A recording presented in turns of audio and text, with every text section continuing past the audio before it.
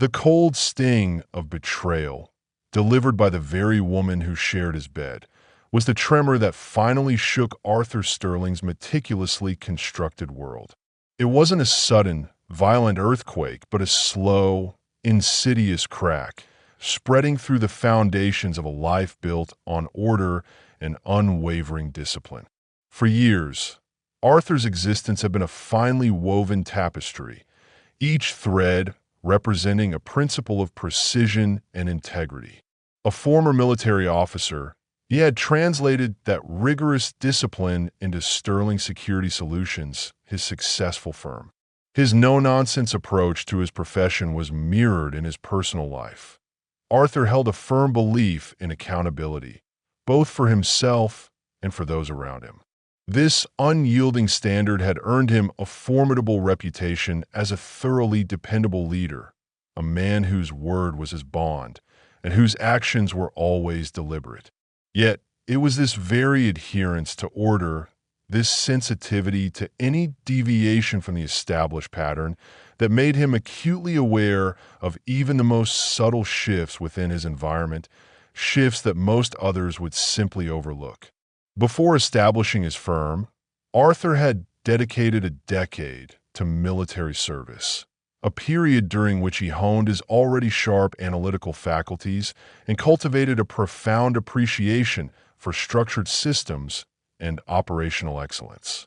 Those formative years shaped him not only professionally, instilling in him an almost obsessive attention to detail, but also personally. Upon returning to civilian life, he brought with him an unshakable commitment to excellence and a discerning eye for inconsistencies, a trait that would later prove beneficial and painfully revealing in ways he could not have foreseen. Arthur Sterling arrived back at his office on a typical Tuesday afternoon, the lingering taste of a quick lunch still on his tongue. He settled into his ergonomic chair, the familiar hum of the server racks providing a quiet backdrop to his thoughts. He jotted down several insights concerning two ongoing projects, ideas that had crystallized during his meal. Stepping out, he requested his administrative assistant, Brenda, to transcribe these notes. As was customary, she was mid-conversation on the phone, her voice a low murmur, but without disrupting her rhythm. She acknowledged him with a quick nod, promising to complete the task within 30 minutes. She then casually mentioned she was speaking with Eleanor, Arthur's wife, and her daughter. Brenda often chatted with Eleanor during their lunch breaks, a habit Arthur tolerated without complaint. Eleanor's part-time role at the city archives left her available on specific days, and Arthur maintained full confidence in Brenda's efficiency, irrespective of her personal calls. Returning to his office, Arthur focused on his afternoon workload, the brief exchange already fading from his mind. The morning had been dedicated to reviewing project updates at Sterling Security Solutions, his firm. While most tasks were progressing as planned, two account representatives were proving to be chronic underperformers. They were disorganized, defensive, and perpetually prone to offering elaborate excuses. Arthur found dishonesty far more intolerable than mere incompetence. If they had admitted to their difficulties, he would have reassigned them to more suitable positions or provided additional training. Instead, their blatant lack of accountability and their clumsy attempts at deception tested his patience like little else. After drafting a series of emails to maintain crucial client relationships, Arthur finally turned to the primary task of his afternoon, drafting comprehensive plans for a security overhaul at an aging downtown medical center. Constructed in the 1930s, its most recent upgrade dated back to the 1970s, making it a sprawling, labyrinthine challenge. He had brainstormed preliminary concepts at home, saving them onto a flash drive. However, as he reached for it, his hand met empty air in his briefcase. A quick mental review confirmed his oversight. He had left it on his dresser that morning. A sigh of frustration escaped him. Grabbing his coat, He announced his errand to Brenda, who was still on the phone. Her hurried response barely registered with him as he rushed out the door. Outside, a fresh wave of irritation washed over him as he realized he had left his car keys in his office. Retracing his steps, he paused just outside Brenda's cubicle. He overheard her tense voice on the phone, urgently telling someone to hurry. Her words clipped and hushed. She seemed genuinely startled when he reappeared to collect his keys, her eyes widening for a fraction of a second before she quickly composed herself. Arthur, preoccupied with his own forgetfulness, brushed off the encounter with a joke about his senior moments, oblivious to the subtle undercurrent of panic he had just observed.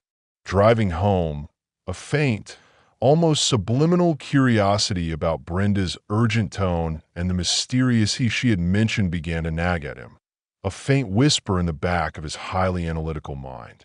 At home, Eleanor appeared flustered, her usually composed demeanor replaced by a hurried agitation. She claimed she had been doing laundry, her voice a little too high-pitched, her cheeks flushed a shade deeper than usual.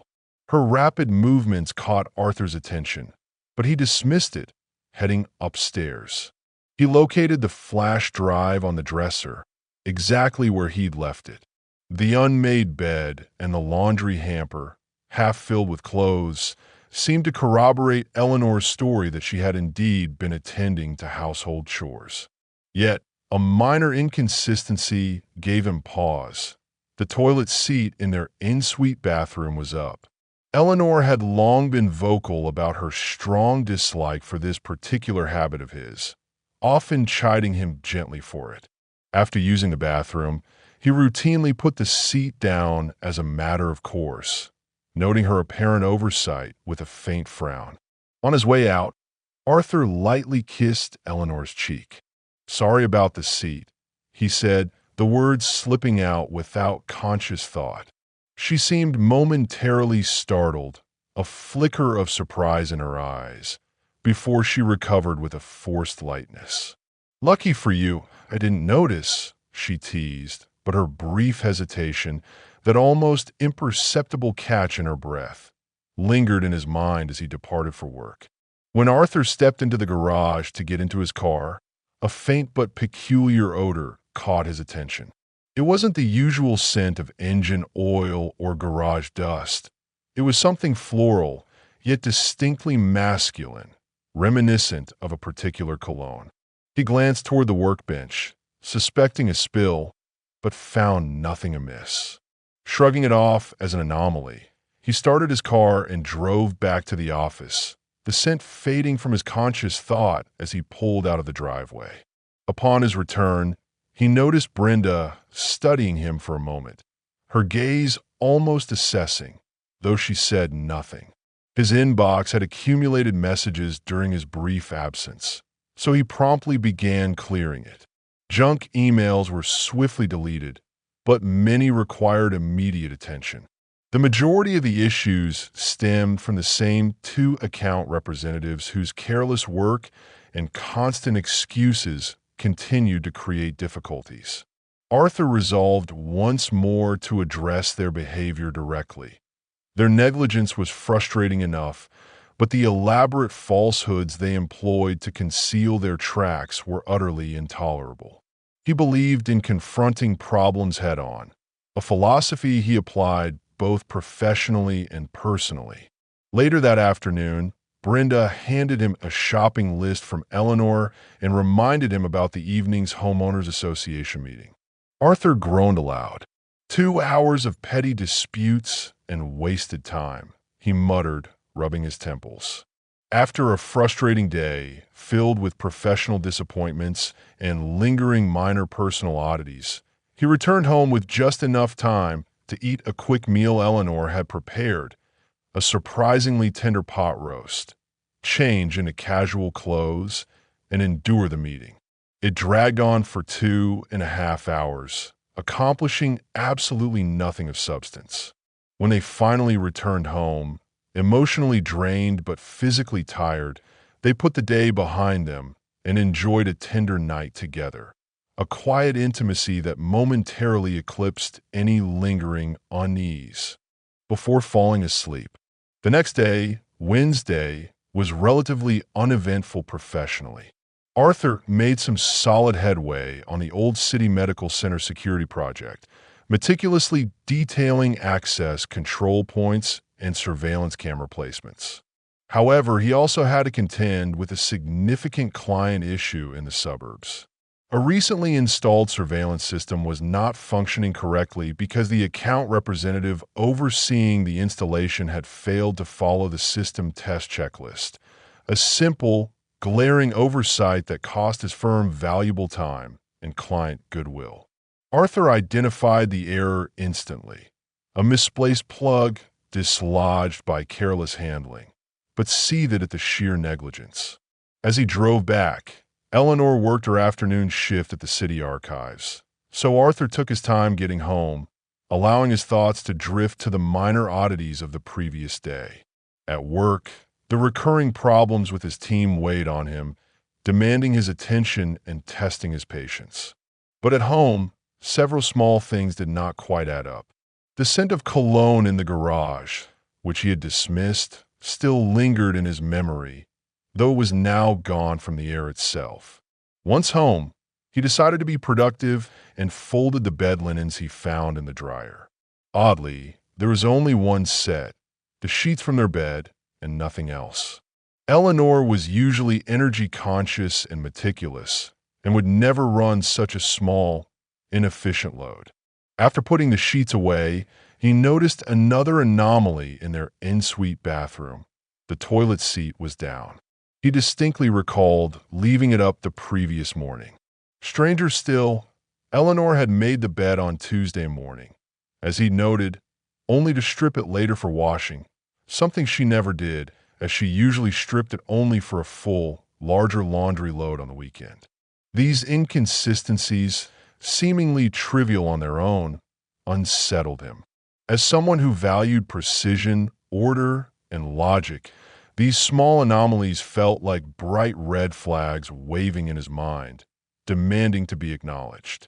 He tried to dismiss the unease, rationalizing them away as simple oversights or coincidences, but the unsettling feeling persisted, gnawing at the edges of his calm. Sitting down with a refreshing beverage, he dozed off, the exhaustion of the week weighing him down, until Eleanor returned with Chinese takeout, filling the house with the aroma of ginger and soy. They ate in near silence, a comfortable quiet that masked the growing disquiet in Arthur's mind. He had intended to inquire about the oddities, to casually probe Eleanor for explanations, but fatigue dulled his focus, and the moment passed. They cleaned up, cuddled on the couch, and went to bed, the unspoken questions hanging heavy in the air. The next morning, Arthur awoke feeling unwell. A dull headache throbbed behind his eyes, and a wave of nausea rolled in his stomach. He did not mention it to Eleanor, knowing she would worry excessively and insist he stay home. Instead, he took a couple of pain relievers, swallowed them with water, and proceeded with his routine, hoping it was just a passing bug. By the time he arrived at the office, the headache had slightly faded, but a nagging unease about the small anomalies at home remained in the back of his mind, a low hum of suspicion. He managed to handle some routine tasks, processing invoices and approving departmental requests, but consciously avoided the more demanding medical center project, knowing he lacked the full concentration it required. By late morning, his condition worsened. He felt feverish and unsteady, a clammy sweat breaking out on his forehead. Brenda, ever attentive, began checking on him frequently, her brow furrowed with genuine concern, asking if he was all right. Brushing off her concerns, he insisted he was merely tired. For lunch, he opted for light noodles and broth, but even that provided only temporary relief. By mid-afternoon, he felt too weak to continue. Stepping into the hall to get Brenda's attention, he barely made it before she jumped up in alarm. "Arthur, you look awful," she exclaimed, her voice sharp with concern, reaching out to touch his forehead.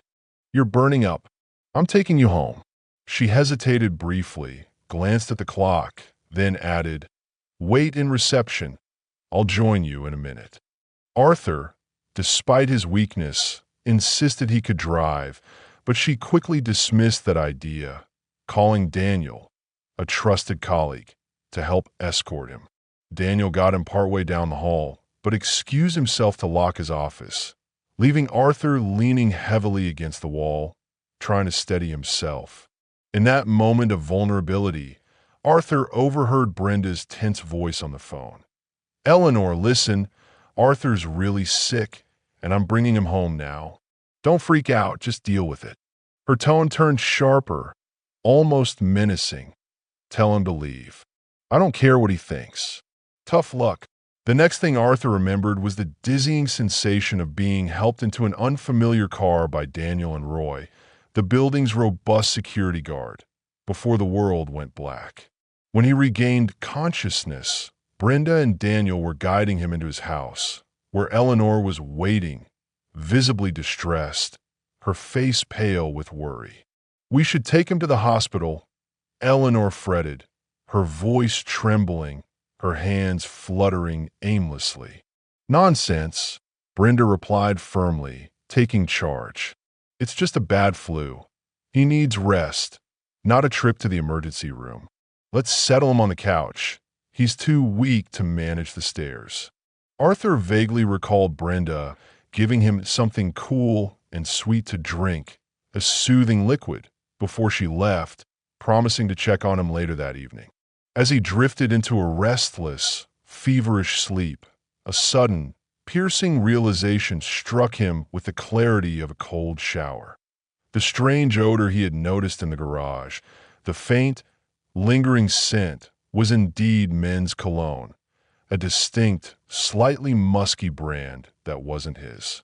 He mumbled the name, a guttural sound, but was too weak for anyone to hear. Half awake later, the faint voices from the kitchen reached him, pulling him back to the edge of consciousness. He overheard Eleanor on the phone, her voice low but firm, laced with a desperation he had never heard before. "Marcus, I'm done. Arthur's here, and he needs me. I'm not sneaking off to meet you at some motel. This is over. Today was the last straw. You were a distraction, nothing more, not some grand romance. I don't care about your threats. Arthur is nothing like the boy you bullied in high school. Marcus, if you try anything at all, he'll destroy you." Arthur lay motionless on the couch, every fiber of his being rigid with shock as the call ended, overwhelmed by the crushing implications of what he had just heard. Moments later, he heard Brenda's voice, calm but resolute, responding to Eleanor. "Good riddance. You should have ended this months ago, Eleanor."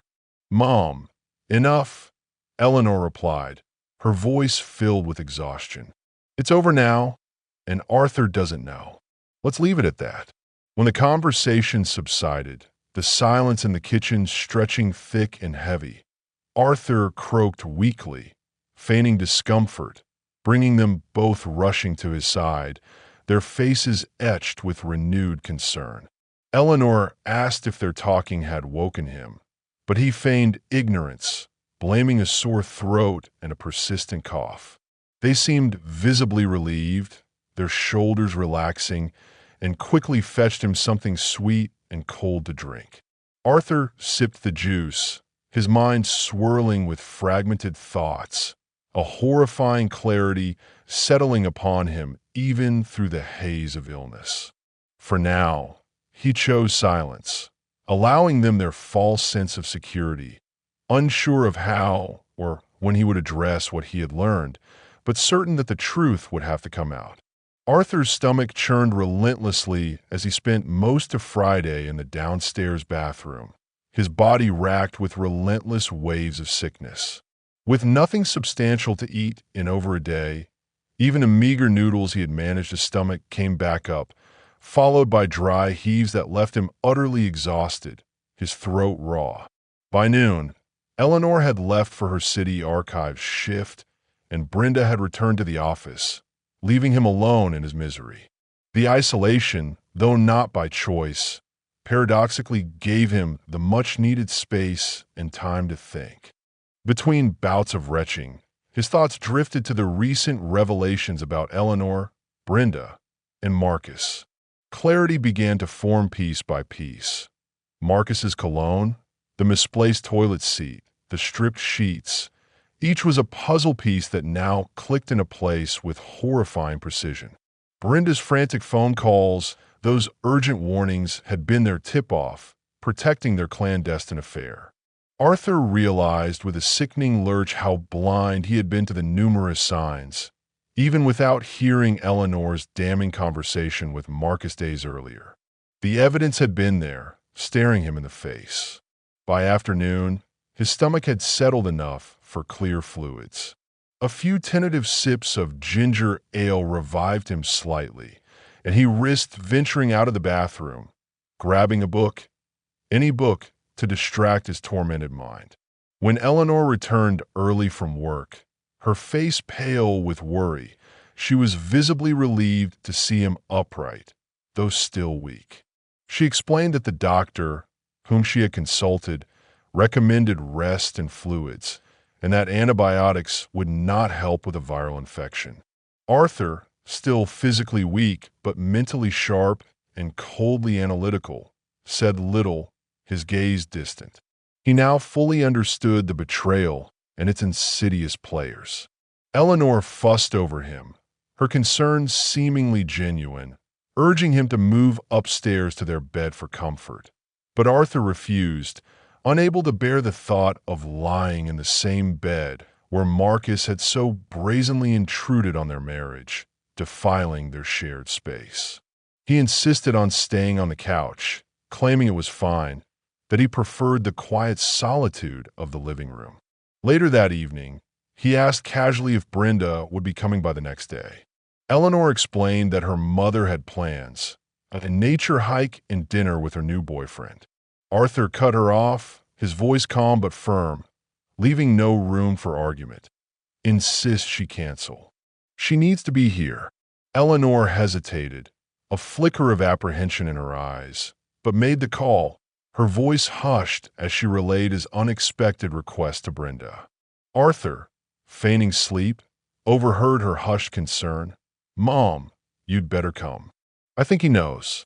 Feigning sleep for the rest of the evening, Arthur replayed everything in his mind, arranging the pieces of the puzzle into a grim, undeniable tableau. As night fell, he rejected Eleanor's offer again to move upstairs. Instead, he listened, stone-faced, as the phone rang loudly, followed by Eleanor shouting from another room, her voice raw with fury. "No, you idiot. Never again. Screw you." The call ended with the resounding crash of the phone being slammed back into its cradle. By Saturday morning, Arthur felt slightly stronger after a long, hot shower, the steam easing his aching muscles, though the emotional weight of betrayal lingered, a heavy stone in his chest. Dressed in comfortable jeans and a casual shirt, refreshed yet somber, he stood quietly in the bedroom doorway, observing Eleanor sleep. She still stirred something primal in him, a familiar pull, but the emotions now were a confusing mix of ingrained habit, biological connection, and a deep, cutting anger. His mind, however, lingered on Marcus. He recalled him vividly as one of the high school jocks, a sneering, arrogant figure who, along with his cronies, used to relentlessly bully him during those awkward, formative years. That old, simmering anger flared, sharp and hot, a potent fuel for his resolve, but he pushed it down for now, burying it under layers of cold, military-trained discipline. He decided there would be no immediate confrontation. Like a seasoned general holding back his reserves before the decisive moment, Arthur tucked his emotions away, waiting. Not yet. Arthur changed into a fresh pair of jeans and a comfortable, worn casual shirt, opting for ease over formality. After quickly checking the doctor's suggested recovery schedule, a list of prescribed rest and hydration, he settled on toast with a thin spread of jelly for breakfast, skipping his usual strong coffee for a comforting cup of black tea. The kitchen clock read precisely 10:35 a.m. He left a brief, deliberately understated note for Eleanor on the counter. Back by noon. He wanted to confront her and Brenda together, to deliver the crushing truth in a single, decisive blow, avoiding any drawn-out, agonizing questions in the meantime. Driving aimlessly through the quiet suburban streets, Arthur's thoughts churned with a quiet intensity. Life, much like his professional work, required unwavering accountability. Mistakes happened, he knew that. Everyone faltered, but lying to cover them up, fabricating elaborate deceptions. That was utterly intolerable, an unforgivable breach of trust. Eleanor had not only betrayed him in the most intimate way, violating the sacred bond of their marriage, but she had then woven a complex web of lies to mask her actions. And Brenda, his loyal administrative assistant, her own mother, had enabled her, complicit in every layer of the deception. Could he ever forgive them? Could he ever truly trust either of them again, knowing the depths of their deceit? He didn't have those answers yet, the questions echoing hollowly in his mind, but he was fiercely determined to extract the full, unvarnished truth before he even considered the possibility. At exactly noon, Arthur pulled into the driveway behind Brenda's familiar car. Inside, he found Eleanor and Brenda seated at the kitchen table, their faces drawn, their conversation hushed. They fell silent abruptly as he entered, their eyes darting nervously towards him. Pouring himself a cautious cup of coffee, the aroma doing little to calm his churning stomach, Arthur sat across from them, his posture rigid. "Thanks for your care these past few days," he began, his voice surprisingly even, devoid of any discernible emotion, a testament to his military training. Brenda managed a nervous, strained smile, but Eleanor sat rigid, her hands clasped tightly in her lap, her eyes fixed on him, anticipating more. "Here's the situation," he continued, his gaze sweeping between them, piercing through their facades. "I believe my wife, Eleanor, was sleeping with Marcus Thorne in our bed this past Tuesday and Thursday. And Brenda, you acted as their lookout, tipping them off to my movements. Am I wrong?" Eleanor's face froze in a mask of shock, her jaw slack, while Brenda flinched violently, accidentally knocking her coffee cup to the floor with a loud clatter. The two women scrambled, their movements frantic, to clean up the spilled liquid, stalling for time. But Arthur waited patiently, his silence heavy and unwavering. Once they had resumed their seats, Eleanor opened her mouth to protest, a pathetic sound escaping her lips, but he raised a hand, cutting her off with a decisive gesture. "It's my turn to speak," he said firmly, his voice holding an undeniable command.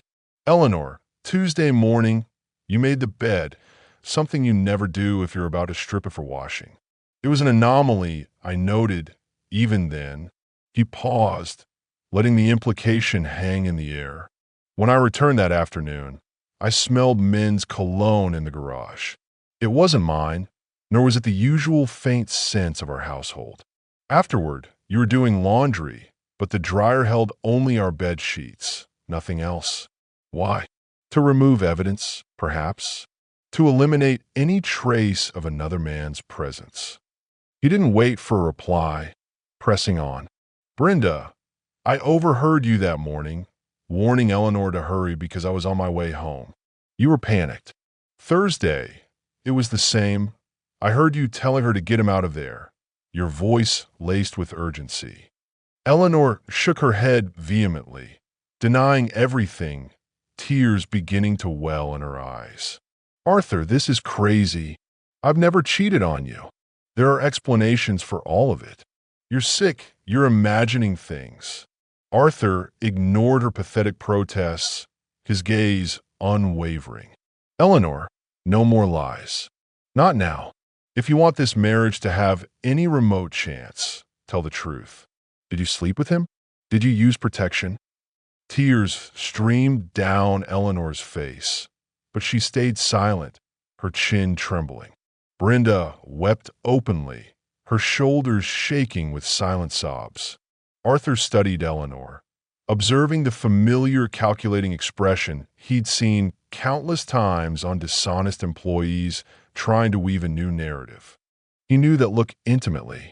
Finally, after what felt like an eternity, she relented, a broken whisper escaping her lips. Marcus was my boyfriend in high school, Eleanor admitted, her voice barely audible. We were on and off through college, always a tumultuous thing, and while I knew deep down he wasn't good for me, he kept pulling me back into his orbit. After graduation, I ended things for good, or so I thought. He married someone else and had kids. I thought he was out of my life permanently until he reached out a few months ago, leading up to the reunion. At first, it was just nostalgic conversations, innocent chats about old times. It wasn't supposed to go further. Arthur's voice was icy, devoid of any warmth. But it did. Eleanor hesitated, her words faltering, choked with tears. Yes, she whispered, her head bowed in shame. It did. I don't know why, Arthur. I was stupid, weak. It started a few months ago. I ended it, Arthur. I swear I ended it. Arthur leaned back, his face an unreadable mask. Inside, his anger burned, a cold, controlled inferno, but he kept it contained, locked down. You didn't end it. Circumstances did. The moment I got sick and you knew I was coming home. And Brenda, you enabled this. You lied to me, covered for her, stood by while I was made a fool. Both of you did. Brenda began apologizing, her voice thick with tears and choked emotion. But Arthur cut her off with a sharp, dismissive wave of his hand. Save it. I'm not interested in excuses. Not now, perhaps never. He stood, pushing his chair back with controlled force, the scrape of the legs echoing loudly in the silent kitchen. We'll finish this conversation later, after I decide what happens next. After I decide if there's anything left to salvage, or simply to discard. He walked out, leaving them in stunned silence, a chilling void in his wake. In his mind, he resolved that the next steps wouldn't be about saving anyone's feelings. They'd be about determining whether trust, once shattered so completely, could ever be rebuilt. He doubted it. Over 6 years ago, life had brought Eleanor back into Arthur's world, a chance encounter that had blossomed into what he thought was a profound connection. He was astonished by how time and life experiences had shaped her. She exuded strength and confidence, qualities that reignited his dormant love for her. When she accepted his marriage proposal, it felt like a dream fulfilled, a second chance at happiness.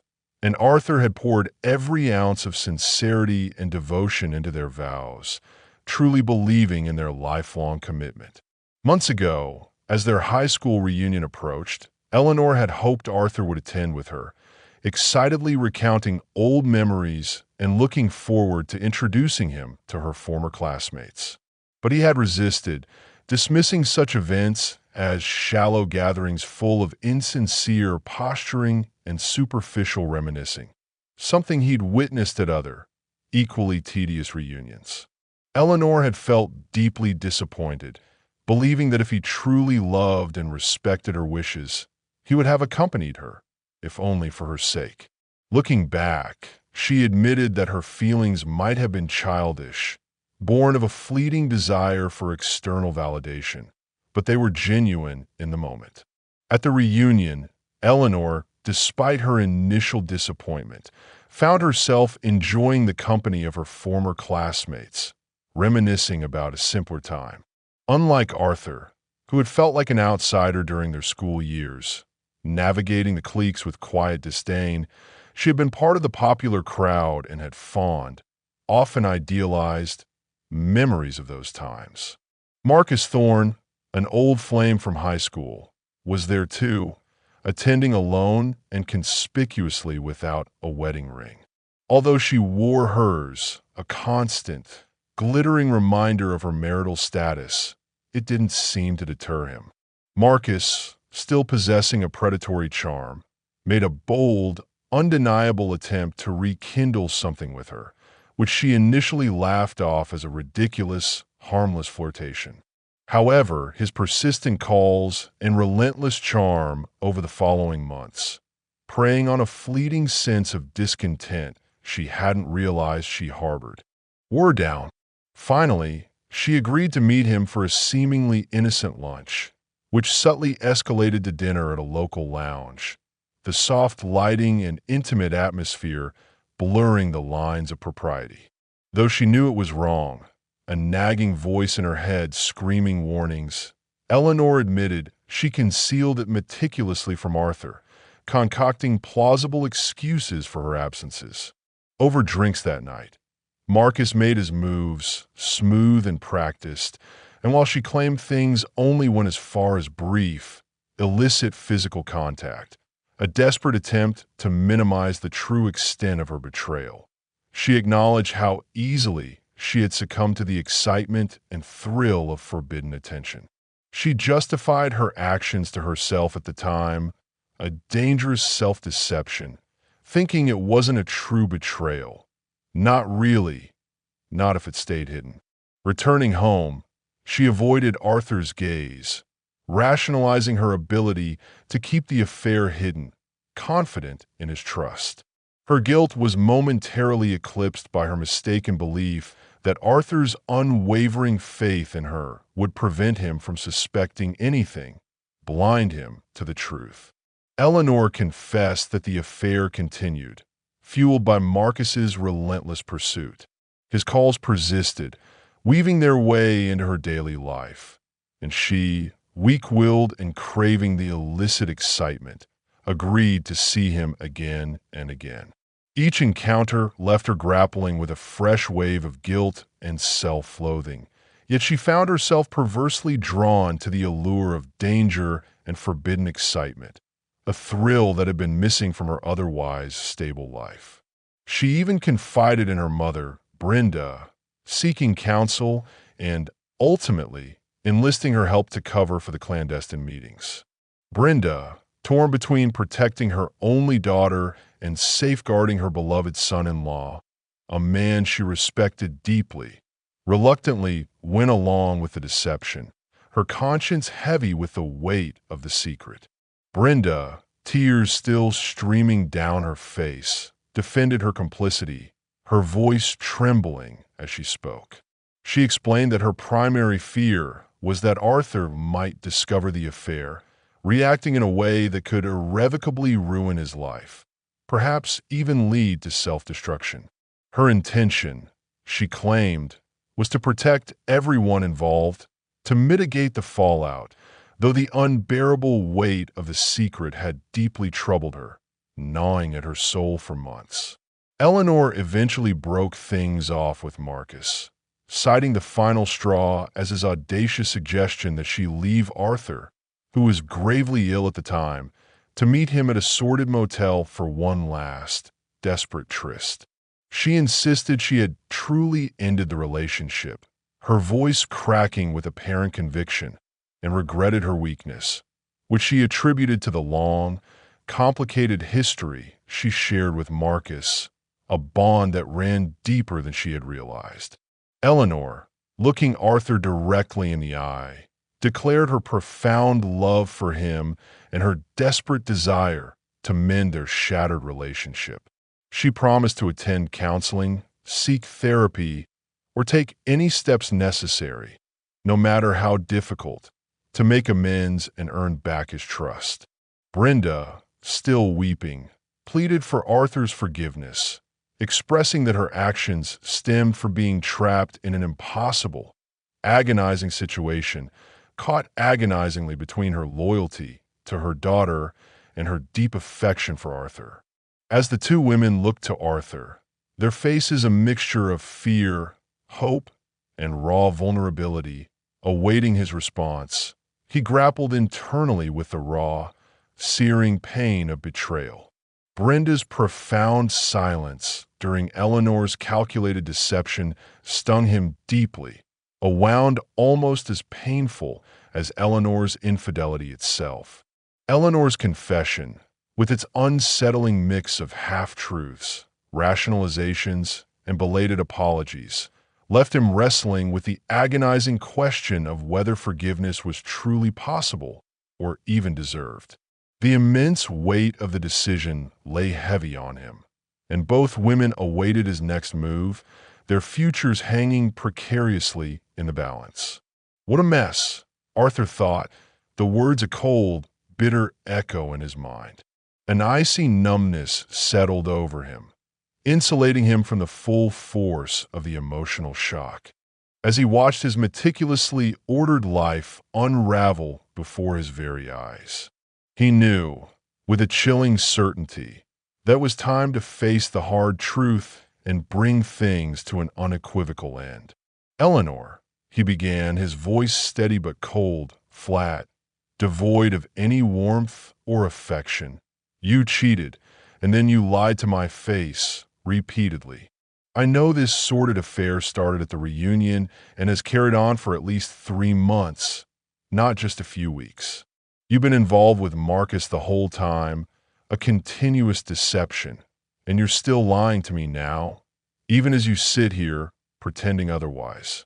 You can't keep a 3-month affair alive with half measures or innocent flings. Spare me the denials and the convenient timelines. I see it for exactly what it is, a deliberate, calculated betrayal." He continued, his gaze shifting to Brenda, equally unyielding. "And your mother, Brenda, she betrayed me too. My loyal assistant, lying to my face, covering for your deceit. I've been made a fool of by both of you, systematically, intimately."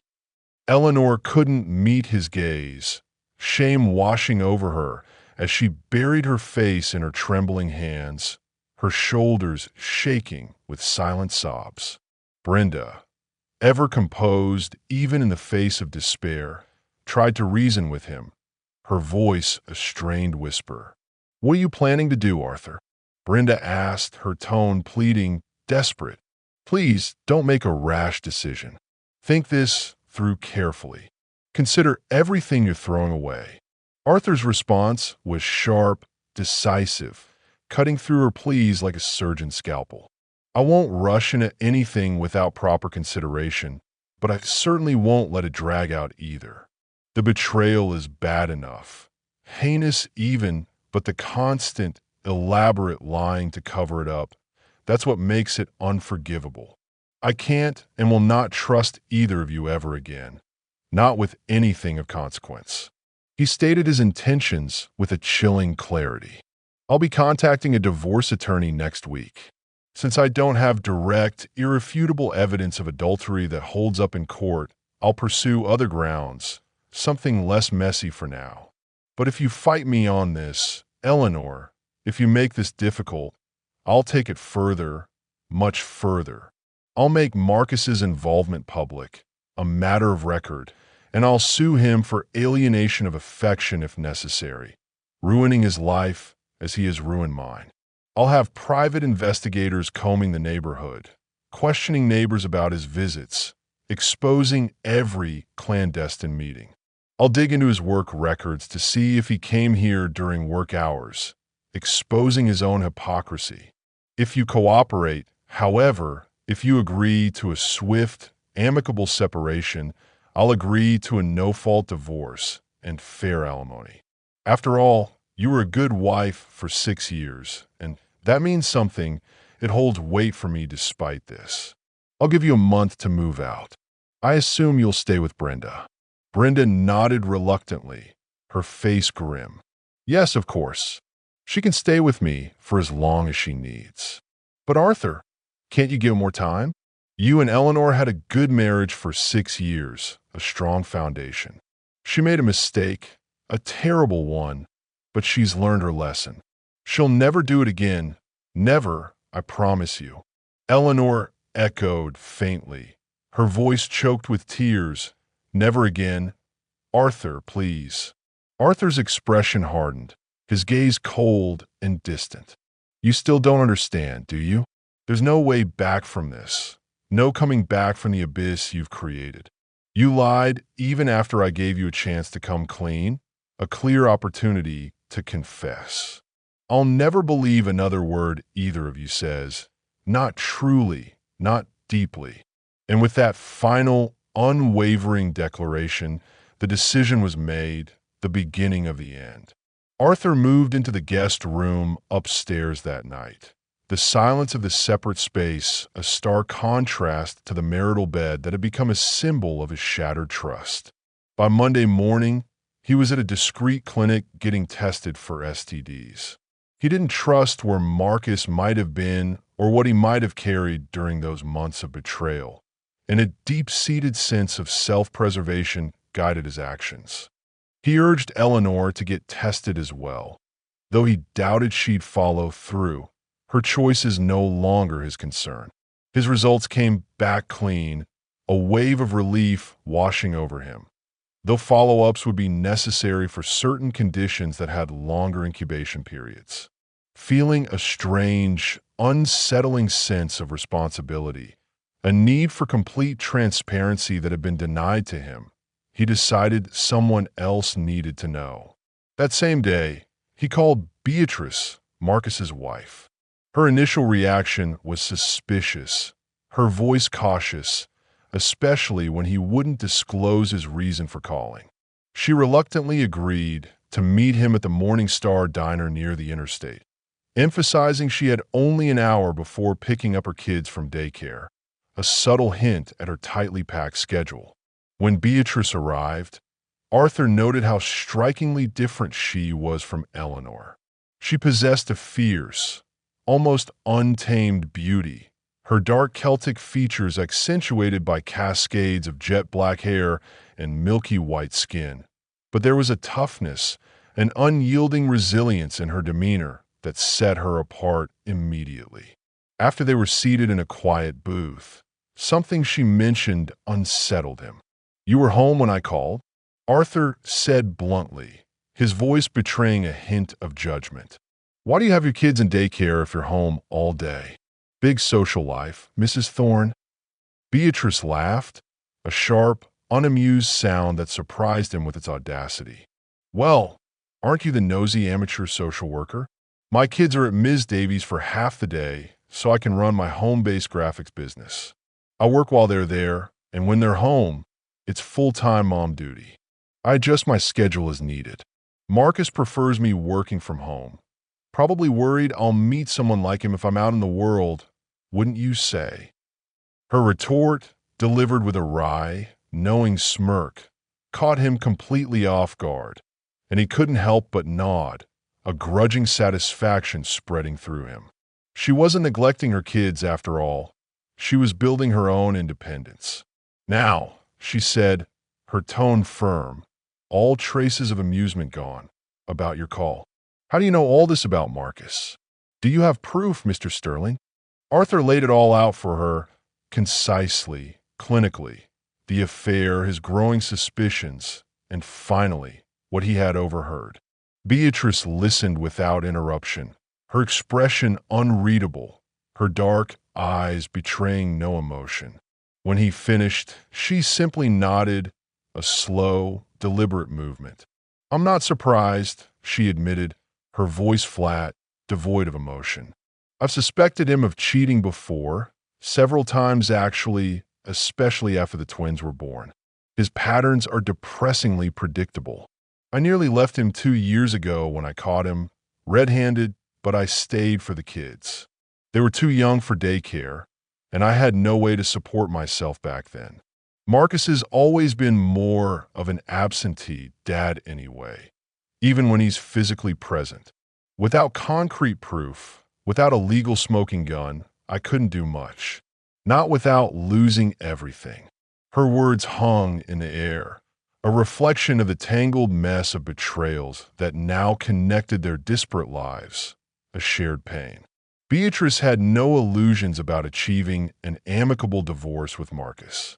She explained that 2 years ago, when her suspicions had solidified, she had quietly started her home-based business, meticulously building her client base and financial independence, preparing for a future where she might need to stand on her own, without reliance on a man she no longer trusted. When Arthur shared that he had recently undergone STD tests, she mentioned having done the same, purely as a precaution, when Marcus's behavior first raised her deep suspicions.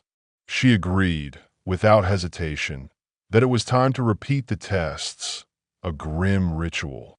Arthur acknowledged that one reason he had contacted her was to suggest testing, but there was more.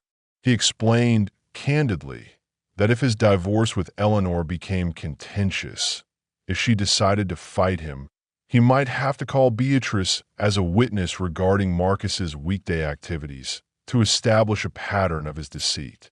This would inevitably put her name into public records, linking her to the messy case. Beatrice, however, seemed utterly unfazed. She reasoned that her young children wouldn't grasp the implications of such a public disclosure, and she had little concern about public attention or what others might think. She even remarked with a chilling calm that with Marcus's consistent pattern of reckless behavior, it wouldn't be surprising if an angry spouse eventually retaliated against him violently. To her, it was only a matter of time before his recklessness caught up with him, potentially exposing everything anyway, whether she acted or not. Arthur couldn't help but admire her strength, a quiet, formidable resilience. Beatrice carried herself with an air of practical determination, focusing relentlessly on protecting her children despite the toxic mess surrounding Marcus. She struck him as a tough, pragmatic person, forged in adversity, and he wondered why she seemed so familiar, why her face resonated with something deep within his memory. The conversation turned naturally to Marcus's character. Beatrice didn't hold back, describing him with chilling precision as a predator without a conscience, someone who would systematically destroy lives in pursuit of his base desires. She speculated that he was deliberately pursuing women from their high school class, preying on nostalgia, relying on his lingering reputation as the charming, charismatic quarterback, still believing in his own manufactured legend. Though Beatrice admitted she desperately wanted a divorce, she lamented the crucial lack of concrete evidence, a tangible link to his infidelities that would stand up in court. There were rumors and circumstantial signs, whispers and fleeting glances, but nothing actionable, nothing that would grant her a clean break and financial security for her children. She was resigned to the frustrating situation, though her deep-seated frustration and weariness were evident in her every word. Beatrice even reflected darkly on how much simpler life would be if something or someone, a force of nature, an act of fate, or even a vengeful husband, simply removed Marcus from the picture permanently. She explained, with a grim irony, that Marcus's deep-seated paranoia about potential retaliation from angry husbands had driven him to secure extensive life insurance policies, even including a double indemnity clause for violent death. Ironically, his fear of consequences revealed a rare, distorted glimmer of concern for his family, as the policies would leave them financially secure, providing for his children if he were to meet an untimely end. As they prepared to leave, pushing back their chairs, Beatrice mused about wishing for some force, a natural disaster, an act of divine intervention, or even a vengeful husband, to take Marcus out of their lives permanently, unequivocally. She believed, with profound conviction, that without him, her children and countless others would be genuinely better off, free from his destructive influence. Arthur cautioned her, his voice low and serious, to be careful what she wished for, leaving her momentarily thoughtful, her eyes distant. While they walked to Beatrice's car in the bustling parking lot, she studied Arthur closely, a flicker of recognition crossing her face as she finally recalled him from high school, a fragmented memory clicking into place. She remembered him as the tall, quiet boy, the silent observer who had been mercilessly picked on by the popular crowd, yet had, against all odds, stepped in to protect her during a particularly ugly confrontation at a school dance years ago. Though she had been quickly whisked away by concerned friends that night, she had never forgotten his surprising courage, the unexpected act of chivalry.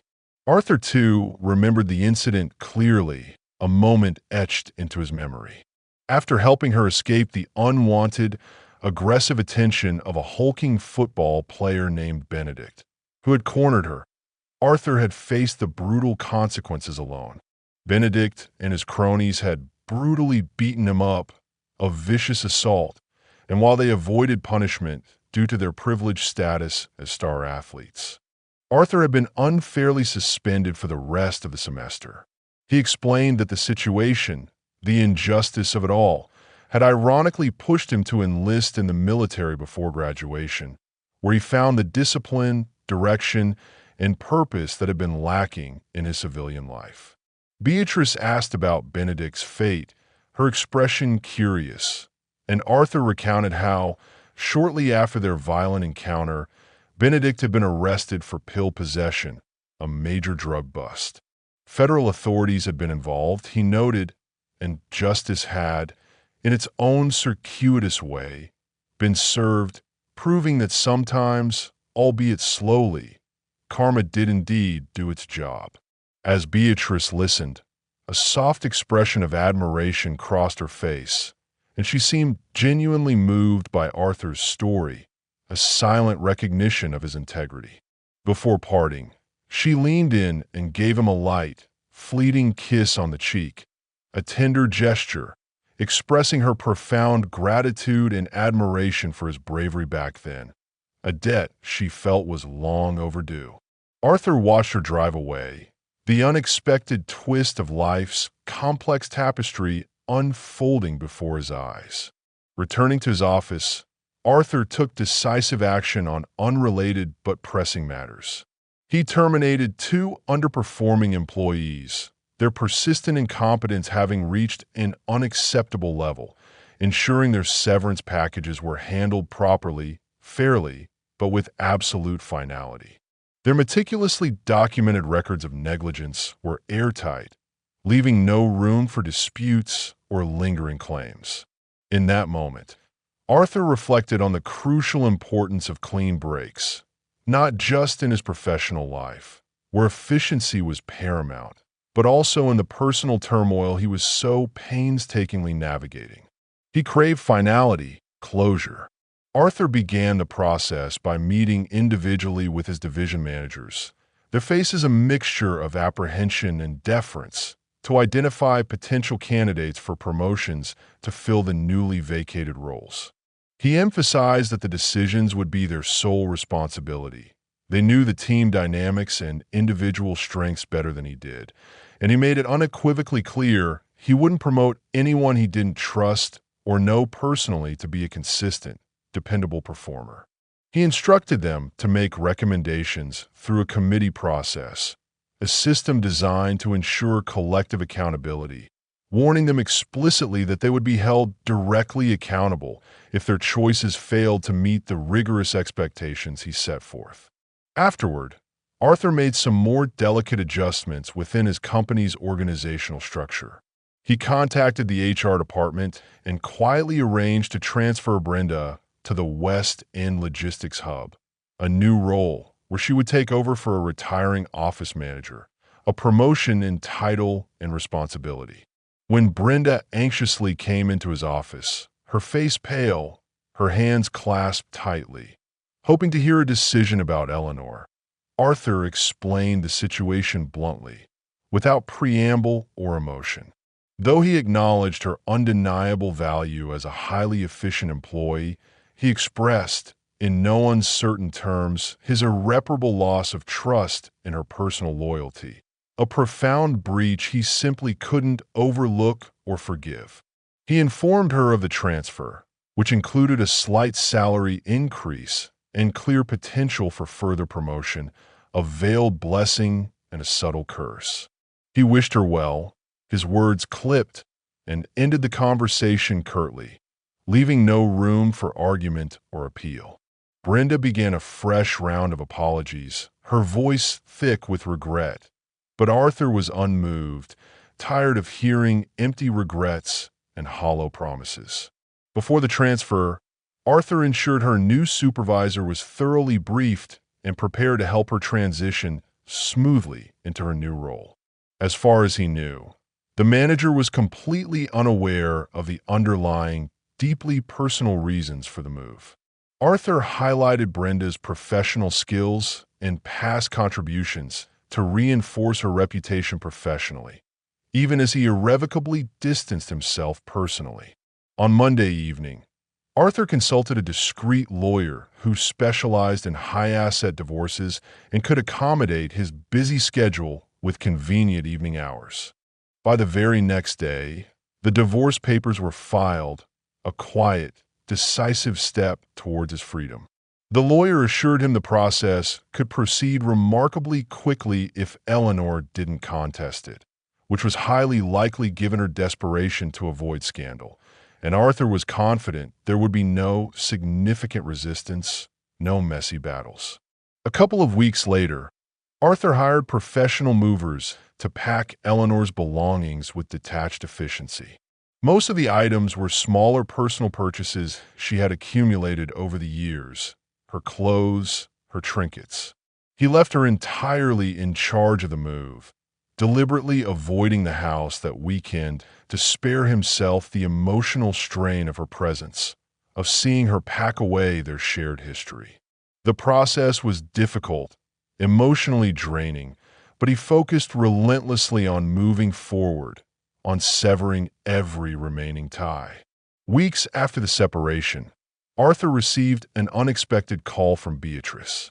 Her voice was light, casual, as she checked in, asking how he was managing everything, expressing a genuine, if tentative, concern. He shared updates about Eleanor moving out, Brenda's transfer, and the ongoing divorce proceedings, his voice calm, methodical. Beatrice remarked on how composed he seemed, noting his almost clinical, methodical approach to dismantling his life. Arthur explained that when faced with unpleasant, complex tasks, he preferred to make a meticulous list and tackle it step by step, one item at a time, until everything was completed. Beatrice teased that he seemed close to wrapping up his infamous list, with both Eleanor and Brenda physically removed from his immediate life and bachelorhood confidently on the horizon. Arthur admitted there were still a few loose ends to address, a few more items to tick off. When she pressed, asking playfully if she was included in his plans, if her name appeared on his list, Arthur jokingly flipped through imaginary papers, pretending to search for her name amidst his mental inventory. She laughed off his playful response, her eyes twinkling, saying it was better to be on the list late than not at all. In his methodical fashion, Arthur continued working through his list, meticulously ticking off each item with precision.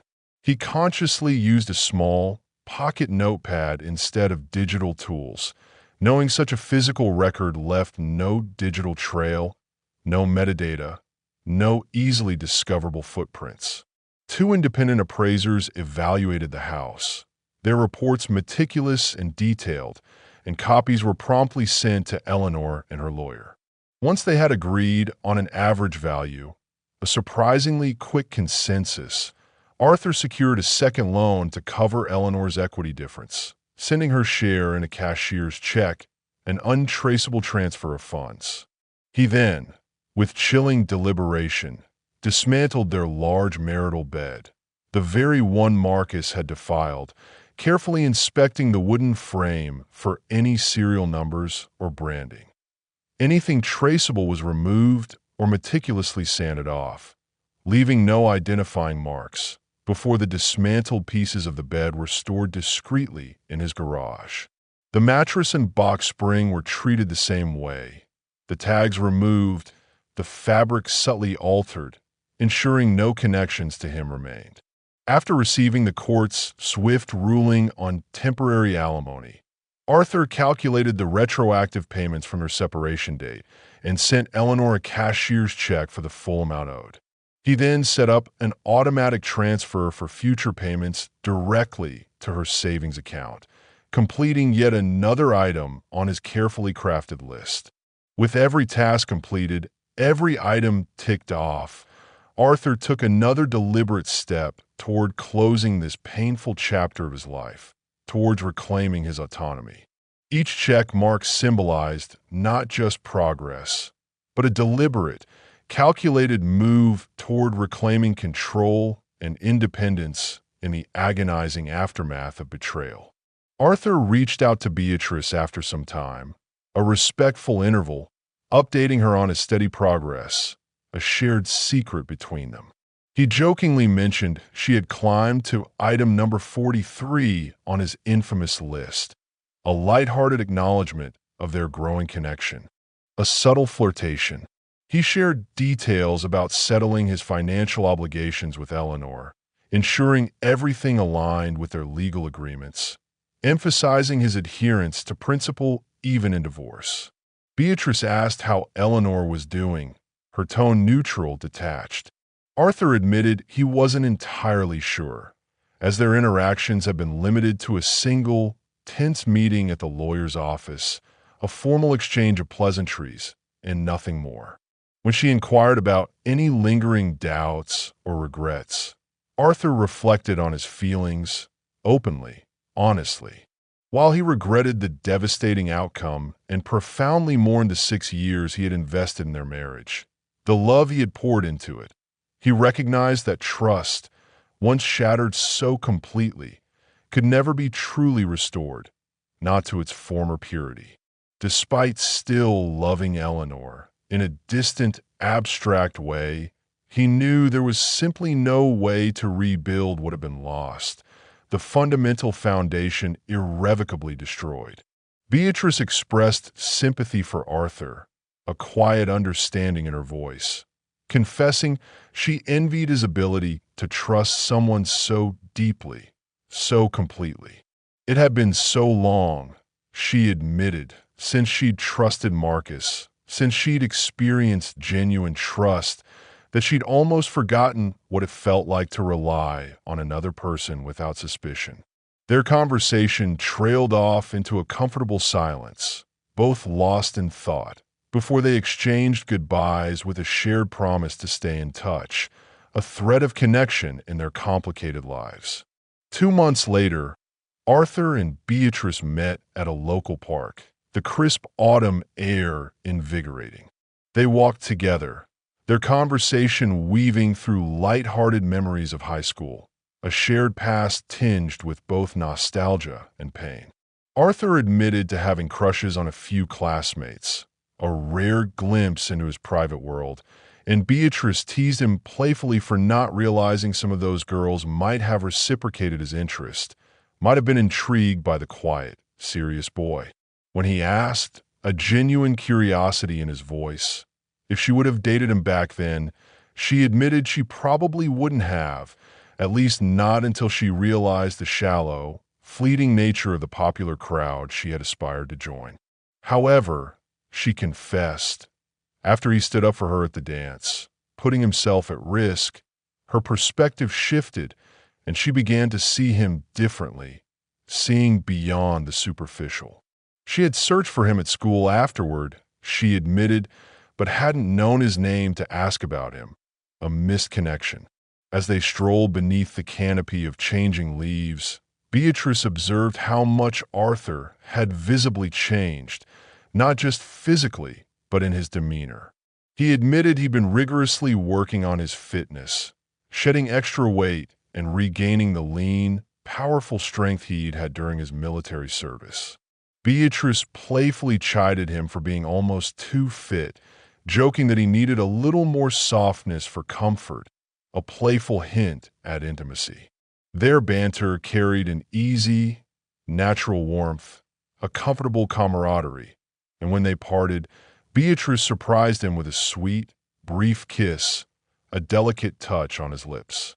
Arthur had wanted to kiss her back, desperately, but refrained, worried he might lose control of his emotions, might overwhelm the nascent connection between them. Her gesture felt like a precious gift, carefully balanced between burgeoning affection and gentle restraint. Weeks passed, and Arthur neared the finalization of his divorce, the last legal hurdles disappearing. One evening, he called Beatrice, his voice casual, to ask if Marcus was around. She replied, with a knowing lightness, that Marcus was conveniently away for a couple of weeks, likely preoccupied with someone else, his predictable patterns unchanged. Arthur suggested going out for dinner, a proper date, but Beatrice declined, her voice laced with a subtle regret, explaining that it wasn't a good time just yet. She promised, however, that she'd be open to meeting in about 3 weeks and asked him to call again then. When Arthur followed up as promised, he offered to cover the cost of a sitter, considering her situation. A thoughtful gesture. Beatrice seemed genuinely touched by the offer and informed him that Ms. Davies, her kind neighbor, had generously offered to keep the twins overnight if needed, a rare luxury. While she didn't plan on taking immediate advantage of that, she expressed enthusiasm about seeing him again, her voice bright. She mentioned that Ms. Davies suspected she was keeping a secret lover, largely because she seemed happier lately, a new lightness to her step. Beatrice assured Arthur, with a conspiratorial whisper, that her neighbor's assumptions were based on nothing concrete, though she appreciated the sentiment. During their dinner, Beatrice turned the tables playfully, asking if Arthur had been feeling happier since their conversations began. He admitted he wasn't entirely sure. The concept of happiness still a complex one for him, but acknowledged that their conversations and meetings had indeed brought him a profound sense of calm, a quiet peace he hadn't realized he craved.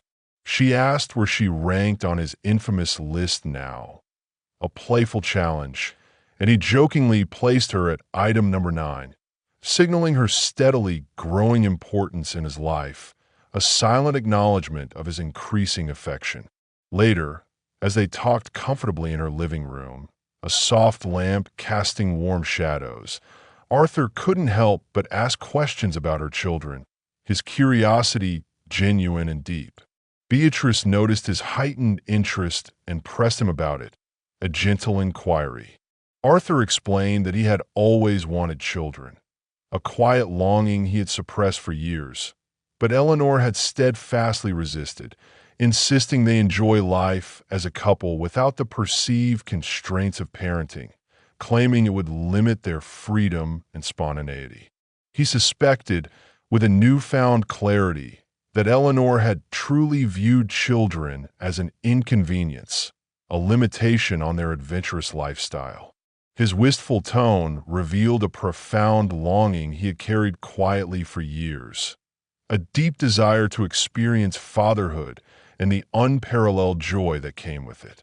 Their conversation deepened, touching upon vulnerable truths, leaving both of them reflecting on their past choices and how those choices had shaped their lives, leading them to this unexpected, poignant moment. Arthur glanced out the window, his thoughts momentarily distant, drifting back to those years of quiet yearning. Beatrice's voice broke the comfortable silence, reminding him of a conversation that had replayed countless times in his mind during his marriage.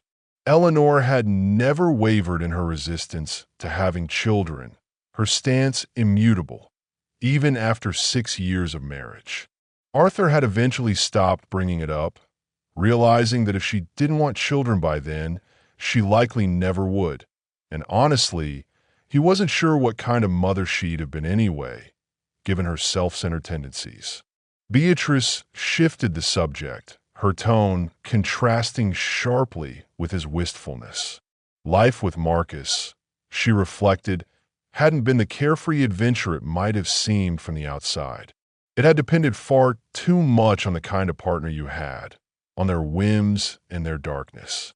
Her tone sharpened, becoming direct, as she asked Arthur why he was truly there. Did he have feelings for her? Was he sitting there aroused by her presence, by the subtle tension between them? Caught off guard by her bluntness, but compelled by her honesty, Arthur admitted he found her incredibly attractive, a powerful draw. However, he quickly added that his intentions were honorable, far beyond mere physical attraction.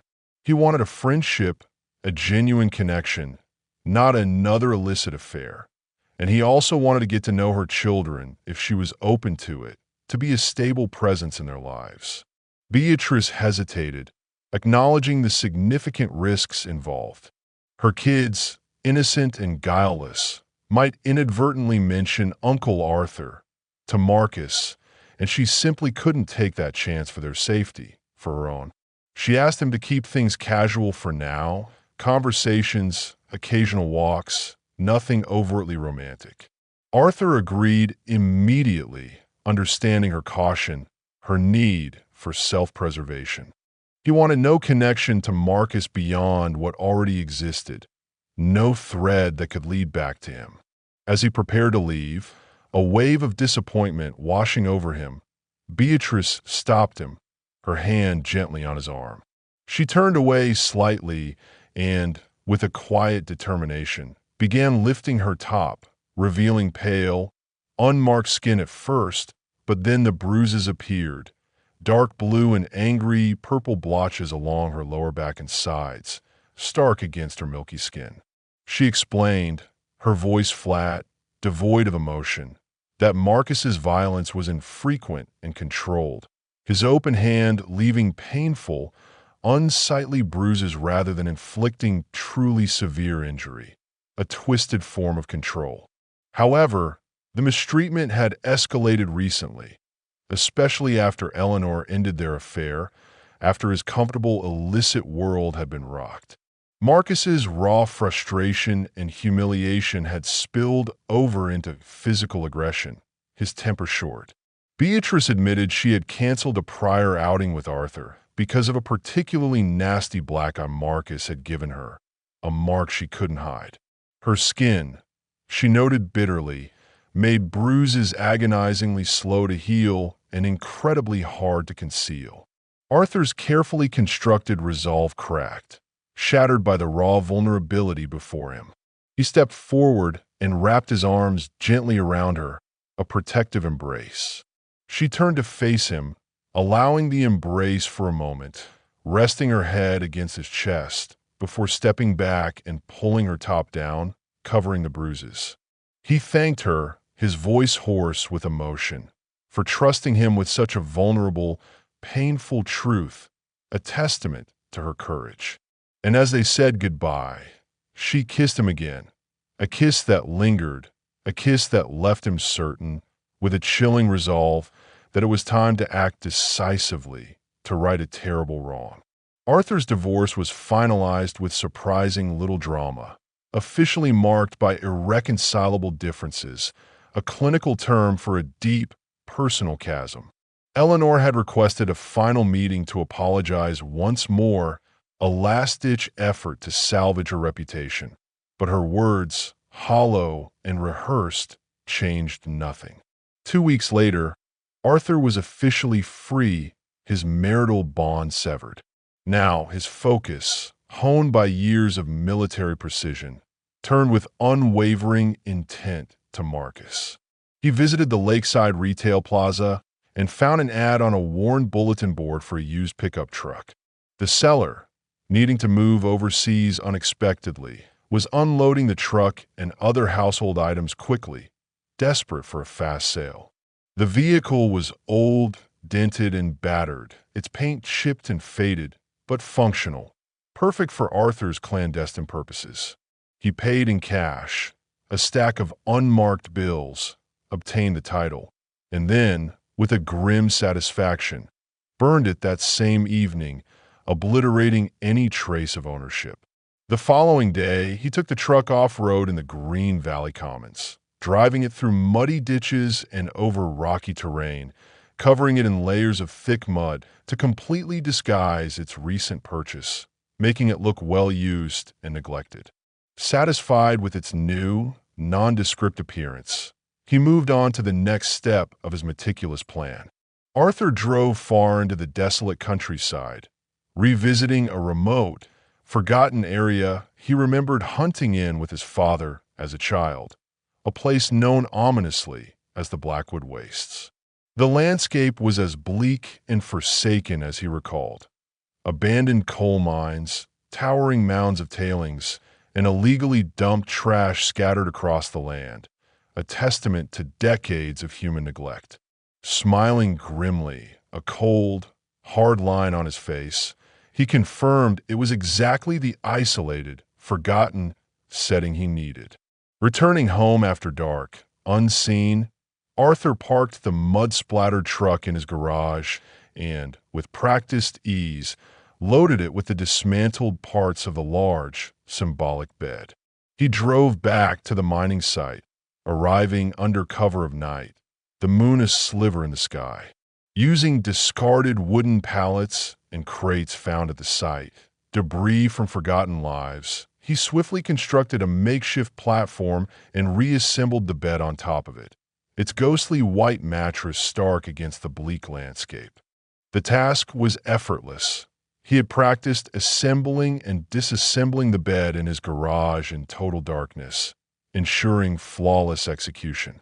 With everything meticulously in place, Arthur doused the entire structure in gasoline, its pungent fumes filling the cold night air, and struck a kitchen match, its tiny flame blossoming into a roaring inferno. Flames consumed the bed, casting flickering, demonic light across the barren landscape, turning the white mattress into a fiery beacon. It was a modern, makeshift version of a Viking funeral, a primal, symbolic end to a bitter chapter in his life, a cleansing fire. Arthur watched as the fire raged, consuming all traces of the past.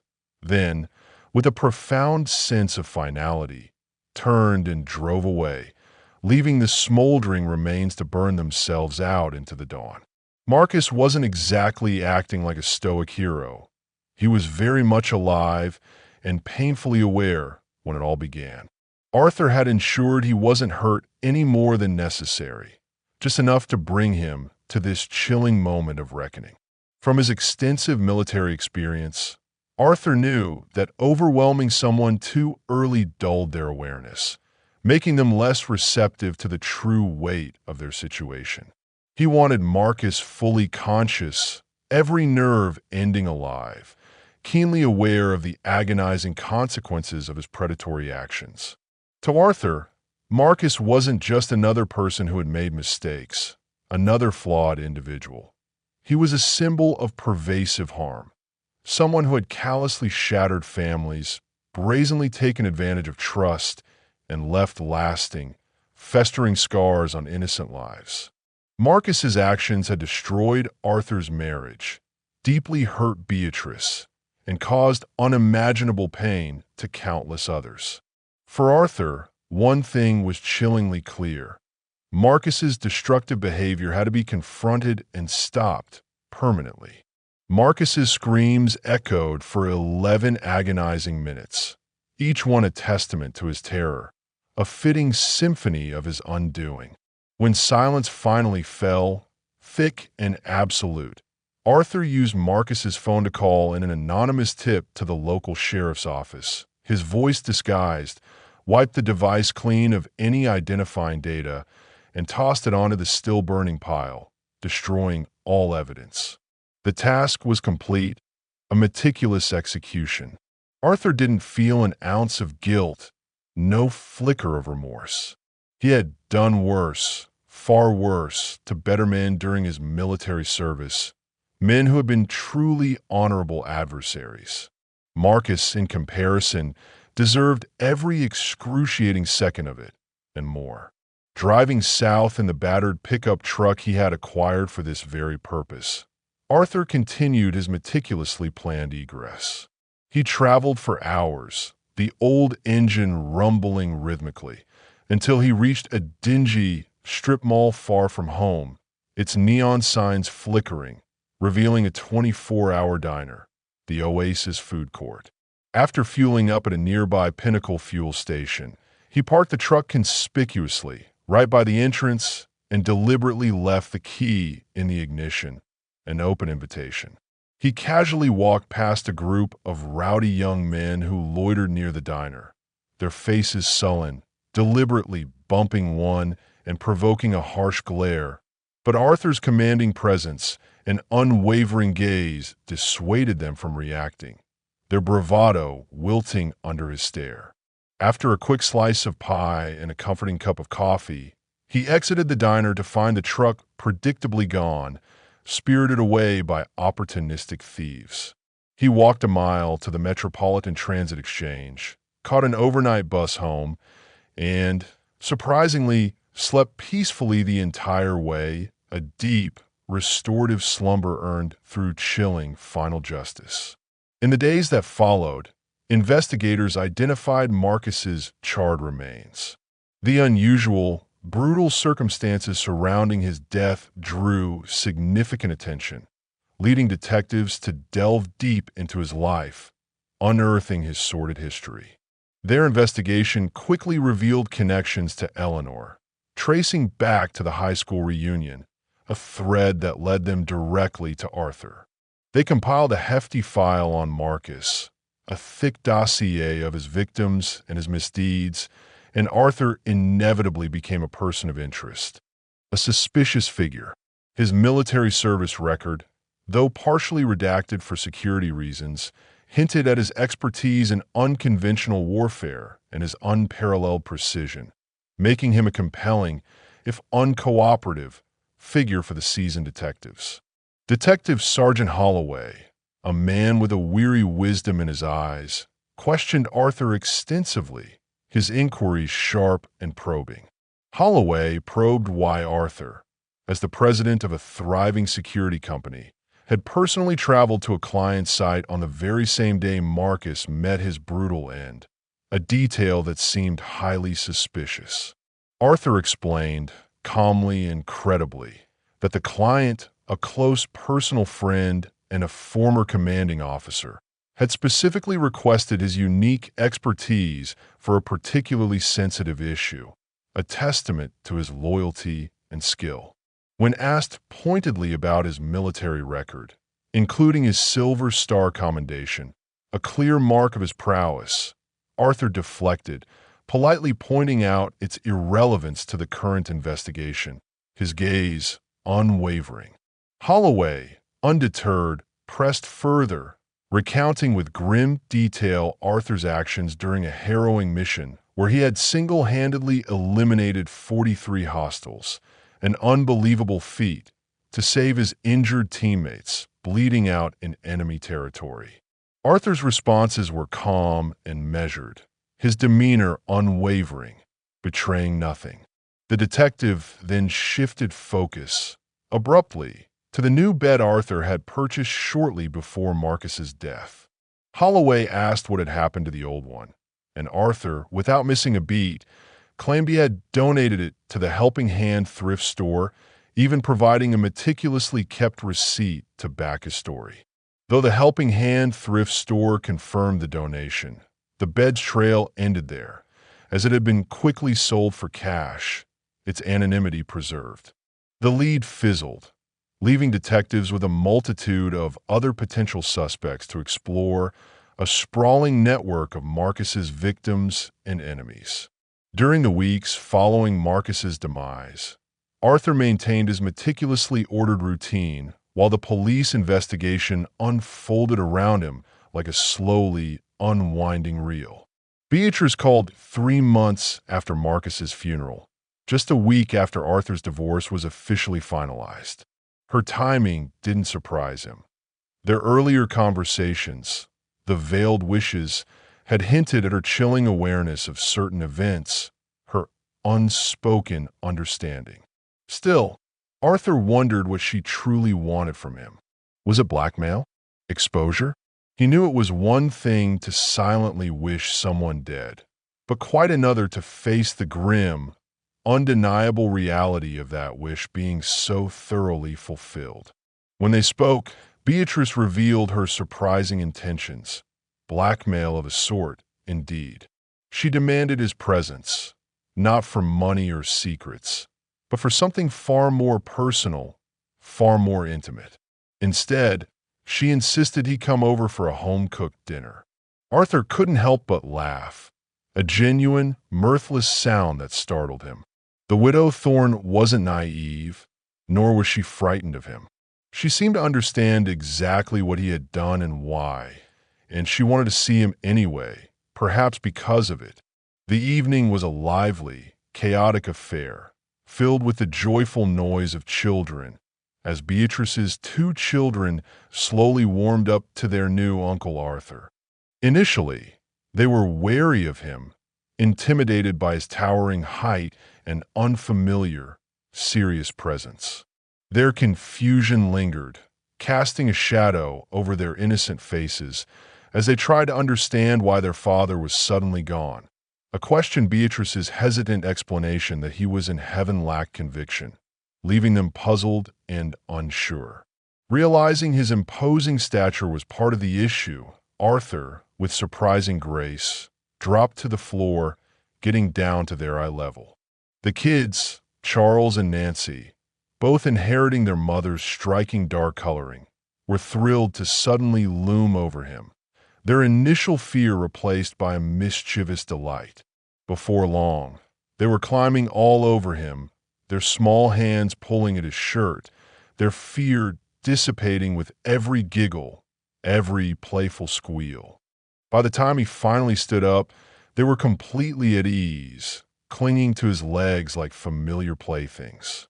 After dinner, Arthur joined Beatrice to drop the kids off at Ms. Davies' house for a sleepover, their excited chatter filling the car. On the way back, he jokingly asked if he'd be having a sleepover too, a casual flirtation. Beatrice shot him a teasing smirk, her humor sharp as ever, eyes twinkling in the dim light. She warned him playfully to behave lest he find himself promptly escorted back to his car, banned from returning to her house. Back at her house, the quiet suddenly profound. Beatrice made a half-joking confession about her nervousness. She mentioned hearing a strange rumor that the bogeyman who took Marcus might be nearby, lingering in the shadows. When Arthur asked, his voice low, where she'd heard that, she smirked, a knowing glint in her eyes, and admitted it was from the voices in her head, a dark humor. They laughed, a shared, understanding sound, but the undertone of truth was clear. Marcus's absence, and the manner of it, still loomed large, a silent presence between them. Months later, Beatrice posed a direct, almost casual question. When was Arthur planning to propose? Her nonchalant demeanor couldn't disguise the immense weight of the inquiry, the genuine hope behind it. Arthur, however, grew serious, his face somber, voicing lingering concerns about the intense scrutiny their marriage might attract from the persistent detectives, given Marcus's unsolved case. Beatrice dismissed his worries confidently, a serene calm about her, assuring him that no evidence could ever tie him to Marcus's death, that the trail was completely cold. They had never openly discussed what had truly happened to Marcus, the grim details, but her implicit understanding of the situation was evident, a silent, powerful bond between them. Arthur hesitated, asking if she could ever feel completely safe with him, truly, deeply safe, if there would always be a part of her that feared him, the man who had delivered such a terrible justice. Beatrice cupped his face gently in her hands and looked directly into his eyes, her gaze unwavering, filled with conviction. With profound sincerity, She reassured him that she trusted him entirely, believed implicitly in his moral compass, despite everything, and would never be afraid of him, not for a moment. Her confidence, she added, extended to her children, whom she believed would feel just as safe and secure with him, implicitly trusting his presence. Arthur, deeply moved by her unwavering faith, tried to address her lingering trust issues after Marcus, the deep scars he had left, but she interrupted him, her voice firm, reminding him that he had already placed his trust and potentially his freedom entirely in her hands by sharing his truth, by allowing her to know. That profound act of trust, coupled with her growing undeniable love for him, erased any lingering doubt she had, any shadow of fear. Beatrice pressed him again, her voice playful, demanding a proper proposal, with all the traditional fanfare. Arthur, caught up in her charm, a rare vulnerability in him, knelt down on one knee, a genuine smile gracing his lips. She laughed, a joyous, unrestrained sound, warning him playfully that a proposal wouldn't count without a ring, a tangible symbol. Arthur pretended to fumble dramatically through his pockets before producing one, its delicate band dwarfed in his large, strong hand. Beatrice inspected it skeptically, her eyes narrowed playfully, jokingly accusing him of recycling Eleanor's old ring, her humor sharp. Arthur assured her it was brand new, a fresh start, humorously claiming he'd chosen it over a basket of overripe tomatoes at a roadside stand, a silly, shared joke. Beatrice gave in, her resistance melting, throwing herself into his arms with a joyful squeal, burying her face in his shoulder. Arthur held her tightly, marveling at how far they had come, the unexpected journey that had brought them together. When she teased him about whether this was just his way of repaying her for saving her from Benedict all those years ago, her grin wide, she hinted mischievously that her true gratitude, her real repayment, would come later in their shared life. As expected, their marriage, a quiet union, stirred the waters. Investigators revisited Marcus's case, a cold file gathering dust, retracing old leads, re-interviewing old suspects, but their renewed interest was short-lived, quickly fizzling out, and the case was soon shelved indefinitely, another unsolved mystery.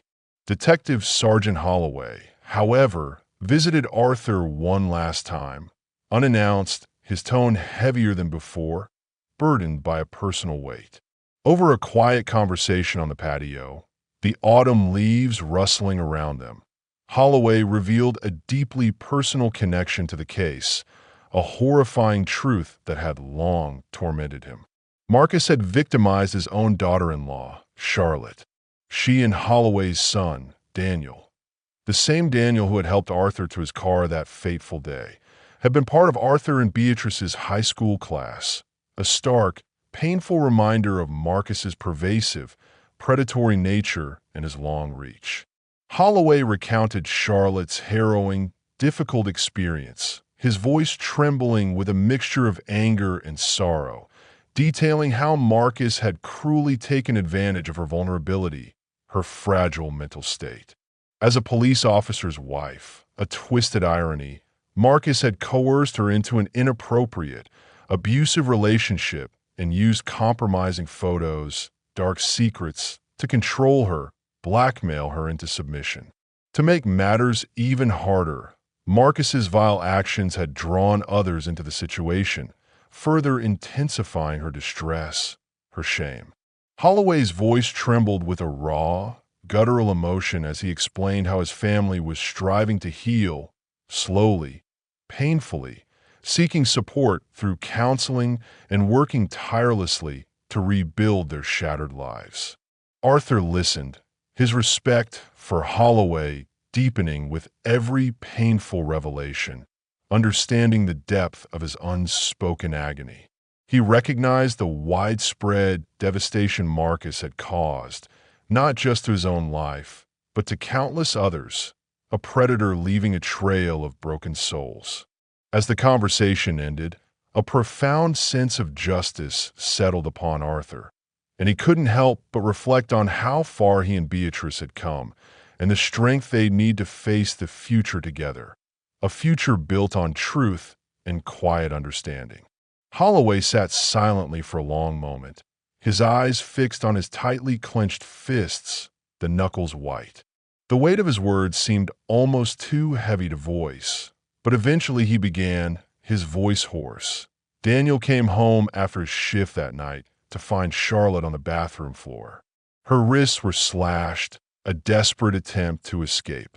It was right after one of those nights with Marcus, one of his cruel demands. His voice cracked with pain, but he forced himself to continue to lay bare the truth. They saved her with a transfusion, physically at least, but mentally she was gone, somewhere far away, lost in the trauma. We didn't know how bad things truly were until that anonymous tip came through. Once Marcus's body was discovered, and the investigation began in earnest, we started digging deeper into his life, into his connections. But Charlotte, she was in such a state, she wouldn't tell us anything, couldn't voice the horrors. Letting out a deep, shuddering sigh, Holloway shook his head slowly, a profound weariness etched on his face. Marcus had a habit of running his mouth, of bragging about his conquests. He said bitterly, a flash of cold fury in his eyes, and when we leaned on his accomplices, the two men he dragged into his schemes, they gave up everything, every last sordid detail. They were terrified once Marcus was gone. Arthur listened quietly, absorbing every word, every grim detail, as Holloway laid out the terrifying truth of Marcus's depravity. After Daniel told Charlotte that Marcus was dead, that he was truly gone, it was like a switch flipped inside her. Slowly, agonizingly slowly, she started responding to treatment, finding a path back. A few days ago, we sent Daniel out of town on a case, a fabricated assignment, just to keep him away while we made our move. While he was gone, we arrested the two other men involved, Marcus's enablers. If Daniel had known, if he had been there, I'm sure he'd have gone after them himself, tool in hand, driven by a father's protective rage. That's not something we, as law enforcement, could allow to happen. Holloway's expression hardened briefly, a flicker of cold satisfaction crossing his face, a glimmer of retribution.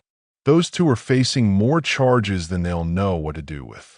The evidence is solid, ironclad. They'll be locked away for a long time. And Charlotte, she's healing. The doctors think she'll be ready to come home soon, to rejoin her family. Arthur gave a slight nod, his voice calm, but undeniably sincere. That's good to hear, Holloway. For her and for Daniel. They deserve that, a chance at peace. Holloway hesitated, his tone softening, a vulnerability in his voice as he added, "There's something else I need to tell you, Arthur. Daniel wants to reach out to you, to apologize, but he's ashamed. He was one of the kids who jumped you back in high school. That fight that got you suspended, the one that changed your life. It's been eating at him, especially now, knowing everything you've done, everything you've faced." A faint, almost imperceptible smile crossed Arthur's lips, a rare softening of his stern features. "That's all in the past, Holloway. What matters is the man he is today, the man he's become. If he wants to talk, I'd be happy to see him, and Charlotte too, when she's ready. There's nothing to forgive." Holloway stood, signaling the quiet end of their conversation, but he lingered for a moment, his gaze steady on Arthur. "I thought you'd like to know that the case is officially closed, Arthur. Officially. You don't have to worry about it resurfacing as long as I have a say, and I'll make damn sure it stays that way." He extended a hand, and Arthur shook it firmly, a silent, understanding passing between the two men. "Thanks, Holloway," Arthur said, his voice steady, acknowledging the unspoken debt. Holloway gave a faint nod, his words final but imbued with a profound sincerity. "No, Arthur," he corrected, his voice quiet but resolute. "Thank you." Then, without another word, he turned and walked away, leaving Arthur to process the quiet resolve of the moment. A life finally, definitively, put in order.